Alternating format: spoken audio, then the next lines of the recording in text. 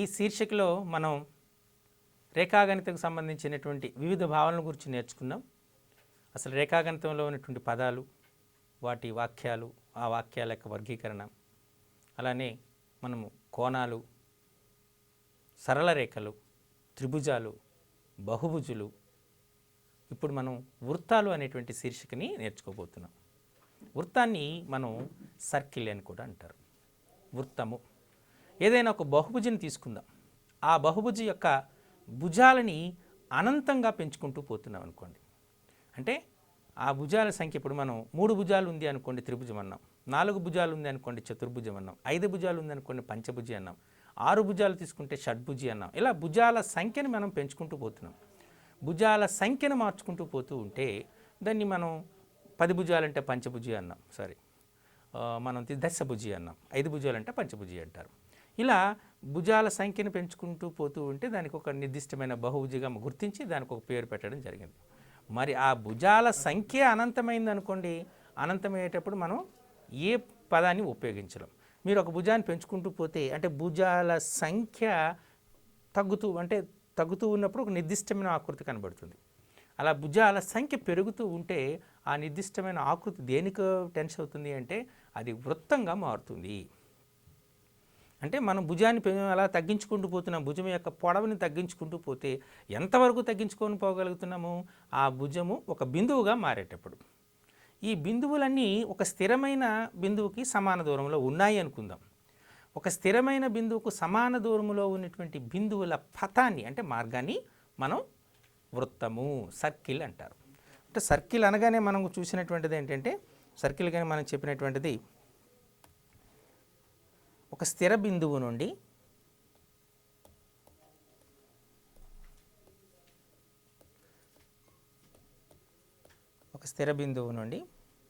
సమాన దూరములో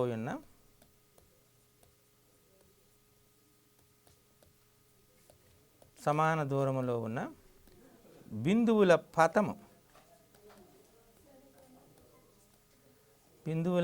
పథాన్ని వృత్తము అంటారు.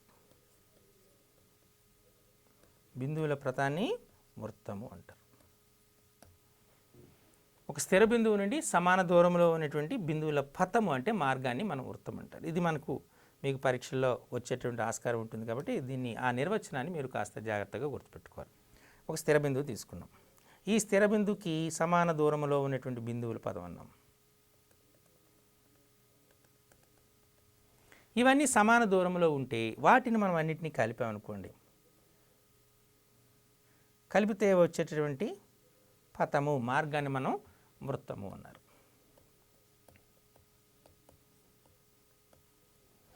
ఈ వృత్తంలో ఈ స్థిర బిందువుని మనం వృత్త కేంద్రము అంటారు.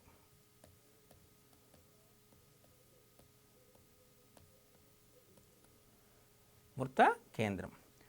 ఈ స్థిర బిందువు నుండి వృత్తంపై ఏదైనా ఒక బిందువు ఉంది కదా, ఆ బిందువుని కలిపితే వచ్చేటువంటి రేఖాఖండం, ఇది ఓ అనుకుందాం. ఓ అనేది వృత్తఖండం, వృత్తం యొక్క కేంద్రం అనుకుందాం. ఏ అనేటువంటిది వృత్తంపై ఒక బిందువు అనుకుందాం. అప్పుడు ఓఏ యొక్క పొడవు వ్యాసార్థము, రేడియస్ అవుతుంది. వృత్త కేంద్రము నుండి వృత్తముపై గల ఒక బిందువునకు గల దూరాన్ని వ్యాసార్థము, రేడియస్ అంటారు. ఒక వృత్తానికి గీయగలిగినటువంటి వ్యాసార్థాల సంఖ్య అనంతం. ఎన్నైనా వ్యాసార్థాన్ని గీయచ్చు. ఎందుచేత? వృత్తం పైన ఉన్నటువంటి బిందువుల సంఖ్య అనంతమైన బిందువులు కాబట్టి వృత్తానికి గీయగలిగినటువంటి వ్యాసార్థముల సంఖ్య అనంతము అవుతుంది. ఓకే, సో ఇప్పుడు మనం వృత్తము, వృత్త వ్యాసార్థము, వృత్త కేంద్రం తీసుకున్నాం. ఒక స్థిర బిందువు నుండి నిర్దిష్టమైనటువంటి దూరములో ఉన్నటువంటి బిందువుల పథమును వృత్తము అంటారు. ఆ స్థిర బిందువుని వృత్త కేంద్రము అంటారు. స్థిర బిందువు నుండి వృత్తముపై గల ఏదైనా ఒక బిందువునకు గల దూరాన్ని వ్యాసార్థము అంటారు.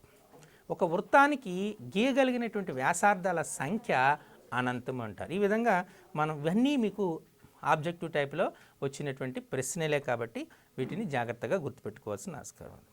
ఓకే, ఇప్పుడు మనం వృత్తం తీసుకుందాం. ఈ వృత్తంలో మనం తీసుకునేటప్పుడు దీన్ని ఏమంటున్నాం, వృత్త కేంద్రం ఓ అంటున్నాం. వృత్తంపై ఏదైనా 2 బిందువులు తీసుకున్నాం, వాటిని కలిపాం. దీన్ని మనం వృత్తజ్య అంటారు. కార్డ్ ఆఫ్ ఎ సర్కిల్ వృత్తజ్య అంటారు. ఈ వృత్తజ్య తీసుకున్నాం కదా, ఈ వృత్తజ్యకు ఇంకో సందర్భం ఉంది. ఈ వృత్తజ్య అనేటువంటి కేంద్రము గుండా కూడా పోయే సందర్భం ఉంది. కేంద్రము గుండా పోయేటటువంటి, ఫర్ ఎగ్జాంపుల్ దీన్ని సిడి అనుకుందాం. కేంద్రము గుండా పోయే వృత్తజ్యాని వ్యాసము అంటారు. కేంద్రము గుండా పోయే వృత్తజ్యాని మనం వ్యాసము అంటారు. ఇది ఒక వెరీ ఇంపార్టెంట్ బిట్. ఇంగ్లీష్లో దీన్ని డయామీటర్ అంటారు. వృత్తజ్య, వృత్త వ్యాసం, ఇక్కడ 2 పదాలు ఉన్నాయి. వృత్తజ్యాకి వృత్త వ్యాసానికి మధ్య గల సంబంధం ఏంటి? ప్రతి వ్యాసము వృత్తజ్యాయే, కానీ ప్రతి వృత్తజ్య వ్యాసము కానవసరం లేదు. మరి ఏ వృత్తజ్యాని వ్యాసం అంటారు? కేంద్రము గుండా పోయేటటువంటి వృత్తజ్యాని మనం వ్యాసము అంటారు. ఇది వేరే ఇంకోపెట్టెడ్. ఓకే, సో అంటే జ్యాలన్నింటిలోకెల్లా పొడవైనది అంటే వ్యాసం అంటారు. ఒక వృత్తానికి గీయగలిగినట్టు వ్యాసాల సంఖ్య ఎంత అవుతుంది? వృత్తానికి గీయగలిగిన వ్యాసాల సంఖ్య అనంతము అవుతుంది. వృత్త వ్యాసాన్ని డయామీటర్, ఇంగ్లీష్లో అయితే డయామీటర్, తెలుగులో అయితే మనం ఏమంటాం, వ్యాసం అంటాం. వృత్తం యొక్క మొత్తము పొడవును వృత్త పరిధి అంటారు. వృత్త పరిధి, కొన్ని సందర్భాల్లో వృత్తం యొక్క చుట్టుకొలత కూడా అనొచ్చు. ఇది వృత్త పరిధి అనగానే. సో ఇప్పుడు మనం ఇంకొక సందర్భం చూద్దాం. అంటే వృత్త వ్యాసం మనకు చాలా వెరీ ఇంపార్టెంట్ బిట్. ఏంటంటే ఇప్పటికి కూడా ఎగ్జామినేషన్ పాయింట్ ఆఫ్ వ్యూలో కాకుండా మిగతా అన్ని సందర్భాల్లో కూడా వృత్త పరిధికి వృత్త వ్యాసానికి గల నిష్పత్తిని పై అంటారు. పై ఈజ్ ఈక్వల్ టు C/D అంటారు. ఇందులో సి అనేటువంటిది వృత్త పరిధి, డి అనేటువంటిది వృత్త వ్యాసం. చాలామందికి పై అనగానే 22/7 అనుకుంటారు, అదొక విలువ తీసుకుంటారు. సంఖ్యాశాస్త్రంలో పైని మనము కరణీయ సంఖ్య అని చెప్పడం జరుగుతుంది. మన భారత గణిత శాస్త్రవేత్త అయినటువంటి శ్రీ రామానుజన్ గారు పై యొక్క విలువను సుమారు 1,00,000 దశాంశ స్థానాల వరకు కనుక్కోవడం జరిగింది. అసలు ఈ పై విలువ అంతము కానీ ఆవర్తనము కానీ దశాంశ భిన్నంగా మనం గుర్తిస్తాం. ఇవన్నీ కూడా మీకు ఆబ్జెక్టివ్ టైప్లో వస్తాయి. అయితే ముఖ్యంగా పై అంటే ఏంటి? పై అనేటువంటిది దీని విలువ ఏదైనా ఒక వృత్తం యొక్క పరిధికి దాని వ్యాసానికి గల నిష్పత్తిని మనం పై అనేటువంటి అంటారు. ఈ పై విలువ స్థిరం, మీకు అబ్జర్వ్ చేసి చూడండి. ఏదైనా వృత్తం యొక్క వ్యాసానికి అలాగే దాని వృత్త పరిధికి గలటువంటి నిష్పత్తి, అంతే కదా. అంటే మనం C/D అంటున్నాం, అక్కడ వృత్తాన్ని నిర్దిష్టంగా చెప్పటాలా, కాబట్టి ఈ విలువ స్థిరంగా ఉంటుంది. కాబట్టి వీటిని స్థిర సంఖ్యగానే మనం గుర్తించడం జరుగుతుంది. ఇది వృత్తాల్లో వచ్చినటువంటి చాలా ఇంపార్టెంట్ బిట్, కాబట్టి వీటిపైన శ్రద్ధ పెట్టండి. అయితే ఆర్ వ్యాసార్థానికి గలటువంటి, ఇప్పుడు మనం వృత్తం తీసుకుంటే ఒక వృత్త వ్యాసం తీసుకున్నాం. ఇది వృత్త వ్యాసం. ఇది O అనేటువంటిది కేంద్రం, ఏ అనేటువంటిది బి అనేటువంటి వృత్తంపై 2 బిందువులు. ఇప్పుడు OA అనేటువంటి ఒక వ్యాసార్థం అవుతుంది, OB అనేటువంటి ఒక వ్యాసార్థం అవుతుంది. అంటే దీని వ్యాసార్థాన్ని సాధారణంగా మనం ఇంగ్లీష్లో రేడియస్ అంటాం. కాబట్టి OA is equal to R, OB also R. అంటే మనం మొత్తం AB ఈజ్ ఈక్వల్ టు మొత్తం ఎంత అవుతుంది? D, diameter. అంటే diameter is equal to 2R, లేదా వ్యాసము ఈజ్ ఈక్వల్ టు 2 ఇంటూ వ్యాసార్థం. వ్యాసము ఈజ్ ఈక్వల్ టు 2 ఇంటూ వ్యాసార్థం. ఏదైనా ఒక వృత్తం యొక్క వ్యాసము దాని వ్యాసార్థానికి 2 రెట్లు ఉంటుంది, లేదా ఏదైనా ఒక వృత్తం యొక్క వ్యాసార్థము దాని వ్యాసములో సగం ఉంటుంది అనేటువంటి అంశాన్ని గుర్తించారు. సో ఇక్కడ మరో 4 బిట్లు వచ్చాయి, మీరు అబ్జర్వ్ చేస్తే. పై అంటే ఏమిటి అని అడగచ్చు. పై అంటే వృత్త పరిధికి దాని వ్యాసానికి గల నిష్పత్తిని పై అంటారు. పై అనేటువంటిది ఒక కరణీయ సంఖ్య. సంఖ్యాపరంగా చెప్పాలనుకుంటే కరణీయ సంఖ్య అంటే అంతము కానీ ఆవర్తనము కాని దశాంశ భిన్నం, అంతేనా. అలాగే పై విలువ మనం స్థిర సంఖ్యగానే మనం చెప్తూ ఉంటాం. ఓకే, మరి రెండోది వృత్త పరిధికి వృత్త వ్యాసానికి మధ్య గల సంబంధం చెప్పాం. మనం వృత్త పరిధికి వ్యాసానికి C/πD అంటున్నాం. డి అంటే ఈ సూత్రం నుండి మనకు C=πD అని వచ్చింది కదా. అలాగే మనం వ్యాసము అనగానే వ్యాసార్థానికి రెట్టింపు ఉంటుంది. వ్యాసము D, వ్యాసార్థం ఆర్ అనుకున్నారనుకోండి, అప్పుడు వ్యాసం D is equal to 2r అని చెప్పాం. కాబట్టి pi is equal to pi into 2r is equal to C. దీన్ని సింపుల్గా మనం 2πr వృత్త పరిధి, నాకు సూత్రము 2πr, ఆర్ వ్యాసార్థంగా కలిగినటువంటి వృత్తం యొక్క పరిధి 2πr అని చెప్పచ్చు. చూసారు, ఇవి చాలా సూత్రాలు వచ్చాయి. ఇక్కడ సికి డి నాకు నిష్పత్తి, సి అంటే వృత్త పరిధి, డి అంటే వ్యాసం. దీనికి గల నిష్పత్తి దేనికి సమానం? పైకి సమానం, first bit. Second, D is equal to 2r, వృత్త వ్యాసానికి వ్యాసార్థానికి గల మధ్య సంబంధం. D is equal to 2r, correct. వ్యాసం వ్యాసార్థానికి రెట్టింపు ఉంది. అలాగే ఆర్ వ్యాసార్థంగా కలిగినటువంటి వృత్త పరిధి ఏమిటి? 2πr. వృత్త జాలన్నిటిలోకెల్లా పెద్దది ఏంటి? వృత్త వ్యాసం. కేంద్రం గుండా పోయే జాని ఏమంటాం? వృత్త వ్యాసం. చూసారా? సో ఈ 5 బిట్లు కూడా మనకు పరీక్షల్లో వచ్చే ఆస్కారం ఉంటుంది కాబట్టి వీటిపైన శ్రద్ధ పెట్టాలి. ఇప్పుడు మనం ఇంకోటి చూద్దాం. ఒక వృత్తం తీసుకున్నాం. ఈ వృత్తానికి సమాంతరముగా ఉన్న జాలను గీసాం. ఒకదానికొకటి సమాంతరంగా ఉన్న జాలు. ఈ సమాంతరంగా ఉన్న జాల యొక్క మధ్య బిందువులు తీసుకున్నాను నేను.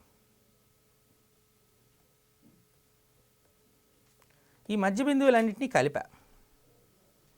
కలిపితే మనకు వచ్చినటువంటి దాన్ని వ్యాసము అంటారు.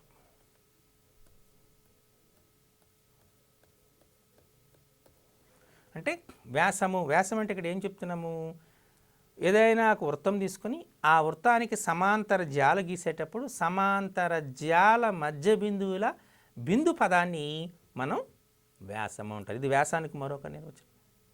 ఏదైనా వృత్తం తీసుకున్నారు, ఆ వృత్తం యొక్క సమాంతర జాల తీసుకున్నారు, ఆ సమాంతర జాల యొక్క మధ్య బిందువుల పథం అంటే ఆ మధ్య బిందువులన్నింటినీ కలపగా ఏర్పడినటువంటి రేఖాఖండాన్ని మనము వ్యాసము అంటారు. వ్యాసము ఎల్లప్పుడూ కూడా రేఖాఖండం, వ్యాసార్థం ఎల్లప్పుడూ కూడా రేఖాఖండం. ఎప్పుడు వ్యాసము వ్యాసార్థం ఎల్లప్పుడూ రేఖాఖండాలు అవుతున్నాయో వాటికి నిర్దిష్టమైనటువంటి కొలతలు ఉంటాయి. రేఖ యొక్క పొడవుని చెప్పలేం, రేఖాఖండం యొక్క పొడవుని చెప్పచ్చు. తేడా అర్థం చేసుకోండి. రేఖకు రేఖాఖండానికి, రేఖకు నిర్దిష్టమైనటువంటి పొడవు ఉండదు. నిశ్చేత దాన్ని రెండు వైపులా మనం అనంతంగా పొడిగించవచ్చు. రేఖాఖండం అంటే నిర్దిష్టమైనటువంటి పొడవు ఉంటుంది. కాబట్టి వ్యాసము వ్యాసార్థం అనేటువంటివి రేఖాఖండాలుగానే గుర్తించడం చేయాలి. ఓకే, మనం వృత్తం తీసుకున్నాం. వృత్తం పైన మనం అనేక రేఖలను గీస్తున్నాం. ఒక రేఖను గీసాం ఇలా, దీన్ని ఏబి అని పేరు పెట్టాం. ఎల్ అనే రేఖ వృత్తాన్ని ఏ అండ్ బి అనే బిందువుల వద్ద ఖండిస్తాం. దీన్ని ఛేదన రేఖ అంటారు. దీన్ని ఛేదన రేఖ. ఛేదన రేఖని ఇంగ్లీష్లో సీకెంట్ అంటారు. ఛేదన రేఖని సీకెంట్ అని అంటారు. ఛేదన రేఖ అంటే ఏదైనా ఒక వృత్తాన్ని రెండు బిందువుల వద్ద ఖండించేటువంటి రేఖను ఛేదన రేఖ అంటారు. ఈ ఛేదన రేఖకు నిర్దిష్టమైనటువంటి పొడవు ఉండదు అనేటువంటిది గమనించాలి. రేఖ కదా, ఛేదన రేఖ అంటారు. ఓకే, నెక్స్ట్ ఇంకొక రేఖ. ఇప్పుడు మనం ఒక రేఖ చూద్దాం. ఏదైనా వృత్తం తీసుకున్నారు, ఆ వృత్తాన్ని తీసుకునేటప్పుడు ఆ వృత్తము దానికి ఇంకొక రేఖ గీశారు. ఆ రేఖ కేవలం వృత్తాన్ని ఒకే ఒక బిందువు వద్ద తాకుతుంది అనుకుందాం. పి అనేటువంటి బిందువు వద్ద తాకుతుంది అనుకుందాం. ఎల్ అనేటువంటి రేఖ గీశారు. ఈ ఎల్ అనే రేఖ గీసేటప్పుడు ఈ పిఎల్ని లేదా ఎల్, సింపుల్గా ఎల్ని స్పర్శ రేఖ అంటారు. ఎల్ని స్పర్శ రేఖ అంటారు. దీన్ని ఇంగ్లీష్లో అయితే ట్యాంజెంట్ అంటారు. ఇంగ్లీష్లో ట్యాంజెంట్ ఆఫ్ ఎ సర్కిల్ అంటారు. ఇక్కడ ఒక వెరీ ఇంపార్టెంట్ కాన్సెప్ట్ అంటే, మనం కేంద్రాన్ని నుండి గీయబడినటువంటి వ్యాసార్థం, దేని వరకు గీయబడిన వ్యాసార్థము, ఈ బిందువుని పి అనేటువంటి బిందువుని స్పర్శ బిందువు అంటారు. పాయింట్ ఆఫ్ కాంటాక్ట్ అంటారు. స్పర్శ బిందువు అంటారు. స్పర్శ బిందువు నుండి వృత్త కేంద్రాన్ని కలుపుతూ గీయబడినటువంటి వ్యాసార్థము స్పర్శ రేఖకు లంబముగా ఉంటుంది. అంటే ఇది 90 డిగ్రీలు అవుతుంది. చూసారా, ఇక్కడ దీన్ని స్పర్శ రేఖ అంటారు. మరి ఏదైనా వృత్తం అంటే స్పర్శ రేఖ ఏంటంటే, ఏదైనా ఒక రేఖ ఒక వృత్తాన్ని ఒకే ఒక బిందువు వద్ద లేదా వృత్తముపై ఒకే ఒక బిందువు వద్ద తాకుతూ గీయమైనటువంటి రేఖను స్పర్శ రేఖ, ట్యాంజెంట్ అంటారు. మరి వృత్తం తీసుకున్నాం కదా, ఇప్పుడు ఒక బాహ్య బిందువు తీసుకుందాం. ఒక బాహ్య బిందువు తీసుకుని ఉదాహరణకు పి అనేటువంటి బాహ్య బిందువు తీసుకున్నాం. ఈ పి అనేటువంటి బాహ్య బిందువు నుండి ఒక స్పర్శరేఖ గీసాం, ఇంకొక స్పర్శరేఖను కూడా గీసాం. చూసారా, ఇక్కడ మనకు రెండు ఈ స్పర్శ బిందువు ఏ అనుకుందాం, ఈ స్పర్శ బిందువు బి అనుకుందాం. ఏదైనా ఒక వృత్తానికి బాహ్య బిందువు నుండి గీయగలిగినటువంటి గరిష్ట స్పర్శరేఖల సంఖ్య 2.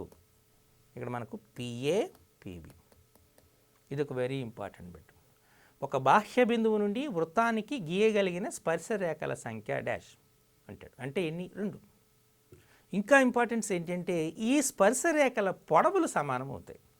కావాలంటే మీరు చూడండి, దీన్ని కలిపాం, దీన్ని ఓ అన్నాం, దీన్ని ఏ అన్నాం. ఇంతకుముందు చెప్పినట్టు ఈ ఓఏ ఓబీలు అనేవి వ్యాసార్థాలు అవుతాయి. కాబట్టి దీని పొడవుకు సమానం. ఇప్పుడు ఈ రేఖను కలిపాం, ఓపీ అని కలిపాం. ఓపీ అనేటువంటిది మనం OB is equal to OA, OP equal to OP, అంతేనా? అలానే ఈ కోణం 90 degrees, ఈ కోణం కూడా 90 degrees. ఇంతకుముందు చెప్పుకున్నాం కదా, వృత్త కేంద్రాన్ని స్పర్శ బిందువును కలుపుతూ గీయబడిన వ్యాసార్థము స్పర్శరేఖకు లంబంగా ఉంటుంది. అంటే angle OBP is equal to angle OAP. ఇది రైట్ యాంగిల్, ఇది హైపోటెనస్, ఇది సైడ్. ఆర్హెచ్ఎస్ లంకాబు, లంబకోణము, కర్ణము, భుజము నియమం ప్రకారము ఈ 2 త్రిభుజాలు సర్వసమానాలు అవుతాయి. ఎప్పుడైతే 2 త్రిభుజాలు సర్వసమానమయ్యాయో సర్వసమాన భుజాలు సమానంగా ఉంటాయి. అనురూప భుజాలు సమానం. ఇక్కడ ఏవి అనురూప భుజాలు? ఈ పిఏ పిబి అనే అనురూప భుజాలు అవుతాయి. కాబట్టి PA is equal to PB. ఇది చాలా ఇంపార్టెంట్ స్టేట్మెంట్. ఒక వృత్తానికి బాహ్య బిందువు నుండి గీయబడినటువంటి స్పర్శ రేఖల సంఖ్య 2. మొదటిది. ఆ బాహ్య బిందువు నుండి గీయబడినటువంటి స్పర్శ రేఖల పొడవులు సమానము. రెండవ పాయింట్. చూసారా? కాబట్టి ఇది చాలా ఇంపార్టెంట్. ఒక వృత్తం తీసుకొని ఒక బిందువు వద్ద స్పర్శరేఖ గీశారు, దీన్ని ఎల్ అనుకుందాం. ఈ స్పర్శరేఖకు సమాంతరంగా గీయగలిగినటువంటి స్పర్శరేఖల సంఖ్య 1. అంటే వృత్తానికి ఏదైనా ఒక బిందువు వద్ద గీయబడినటువంటి స్పర్శరేఖ వృత్త తీసుకున్నారు కదా, దానికి సమాంతరంగా మనం గీయగలిగిన స్పర్శరేఖల సంఖ్య ఎంత అవుతాయి? 1 అవుతుంది అనేటువంటి విషయాన్ని మీరు గమనించాలి. ఇది చాలా ఇంపార్టెంట్. ఒక వృత్తానికి బాహ్య బిందువు నుండి గీయబడినటువంటి స్పర్శరేఖల సంఖ్య 2 అనుకుంటే, ఏదైనా వృత్తానికి గీయబడిన స్పర్శరేఖకు సమాంతరంగా గీయగలిగినటువంటి మరో స్పర్శరేఖ కేవలం 1 ఉంటుంది అనేటువంటి అంశాన్ని మీరు గుర్తించాలి. ఇది వెరీ ఇంపార్టెంట్. ఓకే, ఇప్పుడు వృత్తం తీసుకున్నాం. ఆ వృత్తంలో ఒక ఛేదన రేఖ జాన్ తీసుకున్నాం, ఏబి అనేటువంటి జాన్ తీసుకున్నాం. ఈ ఏబి అనేటువంటి జాన్ ఏం చేస్తుందంటే వృత్తాన్ని 2 ఖండాలుగా విభజిస్తుంది. ఈ భాగాన్ని మనం వృత్తఖండము అంటారు. వృత్తఖండం. ఇక్కడ వృత్తఖండాలు మనకు 2 వచ్చాయి.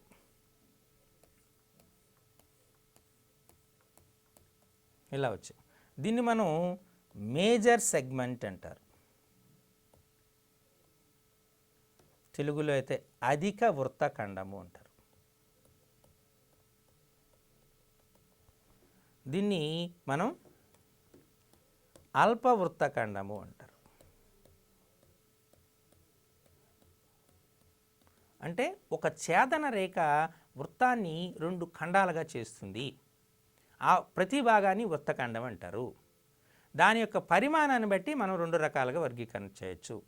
మొదటిది అల్ప వృత్తఖండము, రెండవది అధిక వృత్తఖండం. ఒక భాగం అల్ప వృత్తఖండం అయితే మిగిలిన భాగము అధిక వృత్తఖండం అవుతుంది. కానీ మనం వ్యాసాన్ని తీసుకున్నాం అనుకోండి, వ్యాసం కూడా వృత్తజయ కదా. వ్యాసం తీసుకున్నాం. ఈ వ్యాసం తీసుకుంటే 2 భాగాల యొక్క పొడవులు సమానం, ఏరియాలు సమానం. అంటే ఈ భాగము, క్రింది భాగం. ఈ భాగాన్ని మనం ఏమంటామంటే అర్ధవృత్తము, సెమీ సర్కిల్. సెమీ సర్కిల్ అంటారు. అంటే వృత్త వ్యాసము వృత్తాన్ని 2 సమాన భాగాలుగా విభజిస్తుంది. ప్రతి భాగాన్ని మనము అర్ధవృత్తము అంటారు. అర్ధవృత్తం యొక్క తీసుకుంటే దాన్ని ఇంగ్లీష్లో సెమీ సర్కిల్ అంటారు. ఇప్పుడు దీనికి ఇందులో మనకు ఒక 2 అంశాలు ఉన్నాయి. ఒకటి అర్ధవృత్తం యొక్క వైశాల్యం ఎంత, అర్ధవృత్తం యొక్క పరిధి ఎంత. అంటే ఇది ఆర్ తీసుకున్నారు, ఇది ఆర్ తీసుకున్నారు కదా. ఈ మొత్తం ఎంత, మొత్తం విలువ ఎంత, మొత్తం విలువ ఇక్కడ తీసుకుంటే 2πr, సగభాగం తీసుకున్నారు కాబట్టి ఈ మొత్తము పొడవు πr. అంటే అర్ధవృత్తం యొక్క పరిధి ఏమవుతుంది? πr plus r plus r, అంటే πr plus 2r. r common తీసామనుకోండి, π ప్లస్ 2 ఇక్కడ రాస్తున్నాం. r π అంటే మీ అందరికీ తెలుసు, π వాల్యూ అంతా 22/7 ప్లస్ r, అంటే r ఆఫ్ 22 ప్లస్ 7/14/7, అంటే 22 plus 14 36/7r. Very important result. ఒక అర్ధవృత్తం యొక్క చుట్టుకొలత ఎంత అంటే 36/7r. దీని మీద లెక్కలు కూడా అడుగుతూ ఉంటాడు. మనం ఉదాహరణకి 14 సెంటీమీటర్ల వ్యాసార్థం గల అర్ధవృత్తం యొక్క పరిధి ఎంత? అర్ధవృత్తం యొక్క పరిధి ఎంత? ఇది ప్రశ్న. అంటే ఏమవుతుంది? 36/7, r అంటే 14. పరిధిని p అనుకో, 7 1s 7 2s, 36 2s 72 centimetres. So సింపుల్గా ఇలా చేసేవచ్చు. క్లియర్? ఓకే. ఇప్పుడు మనం వృత్తం తీసుకుందాం కదా. ఈ వృత్తంలో మనం ఏం చేస్తున్నామంటే కొంత భాగాన్ని తీసుకుందాం. ఈ వృత్తములో కొంత భాగాన్ని మనం సెక్టర్ అంటారు. వృత్తంలో కొంత భాగాన్ని సెక్టర్. ఫర్ ఎగ్జాంపుల్ దీన్ని O, దీన్ని A, B అనుకున్నాం అనుకోండి. అంటే సెక్టర్ OAB అనేటువంటి సెక్టర్. వృత్తంలో కొంత భాగాన్ని సెక్టర్ అంటారు అనేటువంటి అంశాన్ని మీరు గమనించాలి. ఓకే. సో సెక్టర్ని మరో రకంగా కూడా వివరించవచ్చు. ఇది OA, OBలని వ్యాసార్థాలు. రెండు వ్యాసార్థాలు దాని మధ్య ఉన్నటువంటి చాపంతో ఏర్పడినటువంటి భాగాన్ని లేదా సమృత పటాన్ని సెక్టరు అనేటువంటి అనడం కూడా జరుగుతుంది. ఇది సెక్టర్. వృత్తములో కొంత భాగాన్ని మనం సెక్టరు అంటారు. ఓకే. మరి వృత్తం తీసుకున్నాం. ఈ వృత్తం యొక్క వ్యాసార్థం 6 అనుకుంటే దాని వృత్త వైశాల్యం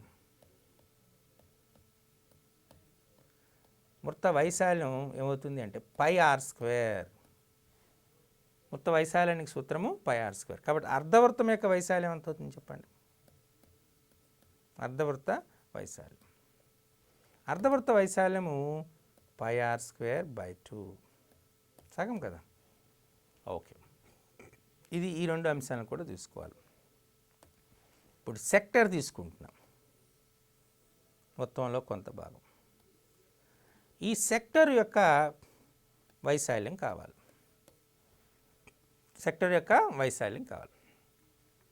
తీసుకున్నారనుకోండి. ఈ సెక్టర్ వైశాల్యం కావాలనుకుంటే ఇది O అనుకుందాం, ఇది AB అనుకుందాం. సెక్టర్ వైశాల్యము ఈజ్ ఈక్వల్ టు x డిగ్రీలు, అంటే ఈ కోణం x అనుకోండి, అప్పుడు x డిగ్రీలు బై 360 degrees ఇంటూ πr². ఇప్పుడు వ్యాసార్థం 6 అయిందనుకోండి. సెక్టర్ యొక్క వైశాల్యము x డిగ్రీలు by 360 degrees into πr². Clear? ఎలా వచ్చింది అంటే మీకు ఒక డౌట్ రావచ్చు. మధ్య అర్ధవృత్తం తీసుకున్నారనుకోండి, సగం మొత్తం కోణం ఎంత అవుతుంది? 180 degrees. దాని భాగం అవుతుంది x డిగ్రీలు బై 180 ఇంటూ πr², సగభాగం కాబట్టి. ఇక్కడ మనకు తెలియదు కాబట్టి x డిగ్రీలు బై 360 ఇంటూ πr². ఇది సెక్టర్ యొక్క వైశాల్యం సూత్రం. సెక్టర్ యొక్క లేదా సెక్టర్లో చాపము పొడవు కావాలి. ఇందులో చాపం ఏది చెప్పండి? AB అనేటువంటిది చాపం. ఇది చాపం. ఈ చాపం పొడవు కావాలనుకుంటే x డిగ్రీలు బై 360 ఇంటూ 2πr అవుతుంది. 2πr అంటే దాని వృత్త పరిధిలో ఇది భాగం ఉంటుందని చెప్పండి. వీటిపైన కూడా మనకు కొన్ని ప్రశ్నలు వచ్చేటటువంటి ఆస్కారం ఉంటుంది కాబట్టి ఇది చాలా జాగ్రత్తగా ప్రాక్టీస్ చేయాలి. ఓకే. ఉదాహరణకు ఒక సెక్టర్ కోణం, ఏదైనా ఒక సెక్టర్ కోణము 72 డిగ్రీలు ఇచ్చాడు మరియు దాని వ్యాసార్థం 7 సెంటీమీటర్లు. అయితే దాని వైశాల్యము పరిధి విలువలో ఎంత? ఇది ప్రశ్న. ఒక సెక్టర్ కోణము 72 డిగ్రీలు మరియు దాని వ్యాసార్థం 7 సెంటీమీటర్లు అయితే దాని వైశాల్యం పరిధికి విలువ ఎంత అని అడిగాడు. ఇది మనకు అడిగిన ప్రశ్న. సెక్టర్ కోణము అంటే x డిగ్రీలు ఈజ్ ఈక్వల్ టు 72 డిగ్రీస్. వ్యాసార్థం r ఈజ్ ఈక్వల్ టు 7 సెంటీమీటర్లు. అంతేనా? మనం ఏమన్నా ఫస్ట్ సెక్టర్ వైశాల్యం సూత్రం చేద్దాం. సెక్టర్ వైశాల్యం, సెక్టర్ వైశాల్యం ఎంత అవుతుంది మనకు? సూత్రం ఏంటి? x డిగ్రీలు బై 360 డిగ్రీలు into pi r square. x అంటే 72 డిగ్రీస్ అని ఇచ్చాడు బై 360 టు పై అంటే 22/7. r స్క్వేర్ అంటే 7 into 7. 72 1s 72 5s 7 get cancer. అంటే ఎంత వచ్చింది మనకు? 22 ఇంటూ 7 అంటే 154/5. 5 3s 0s 0.8 అంటే 30.8 స్క్వేర్ సెంటీమీటర్స్. చూసారా? ఈ రకంగా సెక్టర్ యొక్క వైశాల్యాన్ని మనం కట్టవచ్చు. అలాగే సెక్టర్ యొక్క పరిధి అడిగాడు. అంతేనా? సెక్టర్ పరిధి. సో సెక్టర్ పరిధి కావాలనుకోండి, సెక్టర్ పరిధి తీసుకున్నాం. దాని సూత్రం ఏంటి? x డిగ్రీలు బై 360 డిగ్రీలు ఇంటూ 2πr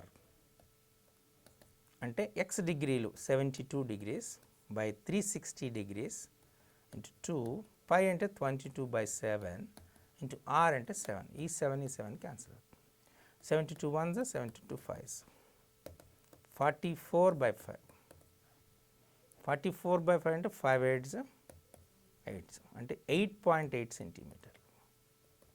ఈ రకంగా సెక్టర్ యొక్క పరిధిని, సెక్టర్ యొక్క వైశాల్యాన్ని కనుక్కోవచ్చు. ఈ సూత్రాలు మీరు చాలా జాగ్రత్తగా గుర్తుపెట్టుకోవాల్సినటువంటి ఆస్కారం ఉంది. సో ముందుగా మనం ఒకసారి ప్రీవియస్ చూద్దాం. అంటే సూత్రాలు మరొకసారి చూస్తే మీకు అవగాహన అవుతుంది. అందుకనే ఆ అవగాహన కోసం మరలా చెప్తున్నాను.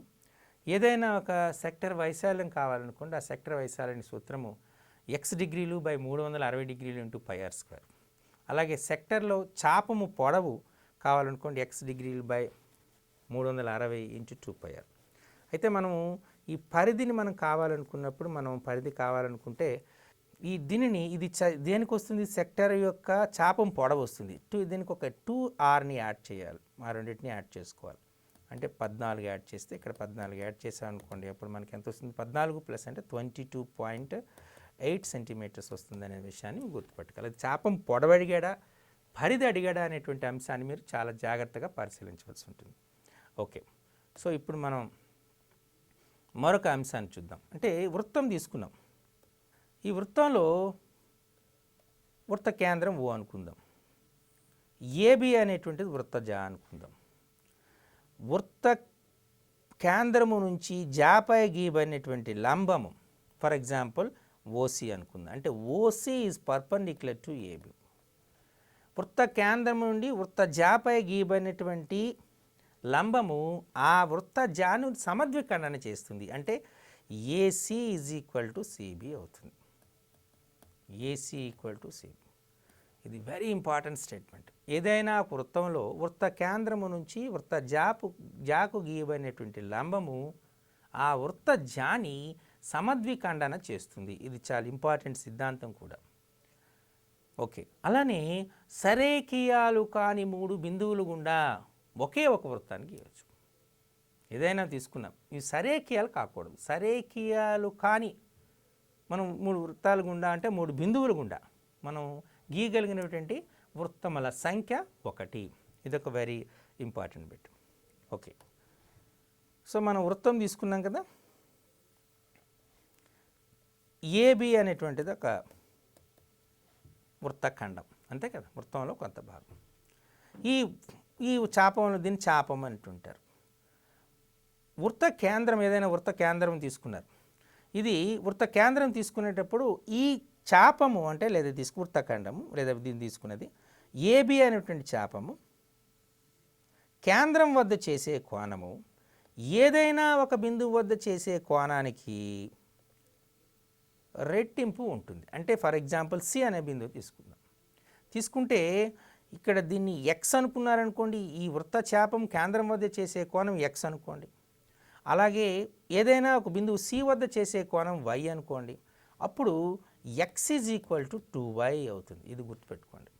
ఒక వృత్తచాపము కేంద్రం వద్ద చేసే కోణము ఏదైనా ఒక బిందువు వద్ద చేసే కోణానికి రెట్టింపు ఉంటుంది అనే అంశాన్ని మీరు గుర్తుపెట్టుకోవాలి.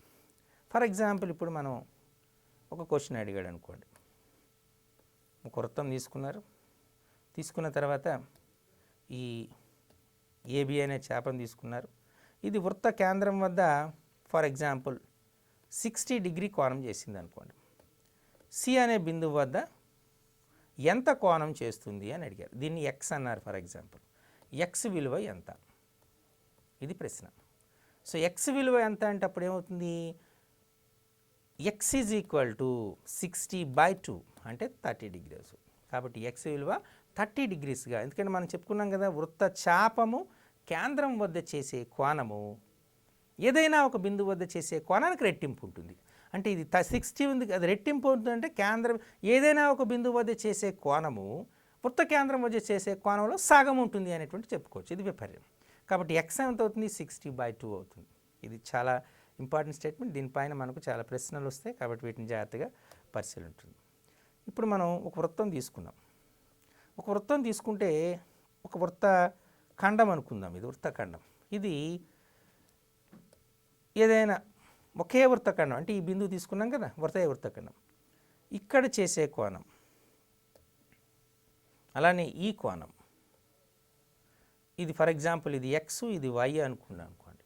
అప్పుడు x is equal to y అవుతుంది. Angle x is equal to angle why.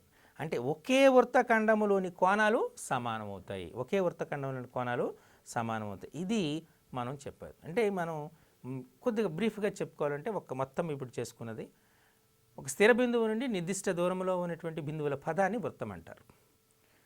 ఆ స్థిర బిందువుని కేంద్రం అంటారు. కేంద్రానికి ఆ వృత్తంపై కలిగినటువంటి ఏదైనా బిందువుకు గల మధ్య దూరాన్ని వ్యాసార్థం అంటారు. వృత్తం పైన ఏదైనా రెండు బిందువులు కలిపే రేఖాఖండాన్ని వృత్తజ్య అంటారు. కేంద్రం గుండా పోయే జ్యాని వ్యాసము అంటారు. జాలన్నింటిలోకెల్లా పెద్దది వ్యాసం. వ్యాసానికి వ్యాసార్థానికి మధ్య సంబంధం వ్యాసం ఈజ్ ఈక్వల్ టు 2 ఇంటూ వ్యాసార్థం. ఆర్ వ్యాసార్థంగా కలిగినటువంటి వృత్తం యొక్క పరిధి 2πr. వృత్తం యొక్క వైశాల్యము πr². క్లియర్.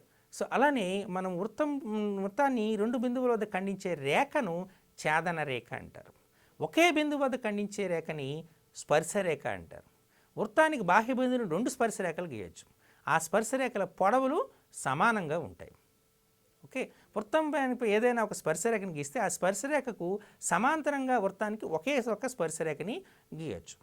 వృత్తములో కొంత భాగాన్ని సెక్టర్ అంటారు. సెక్టర్ యొక్క వైశాల్యం x degrees by 360 into πr² అవుతుంది.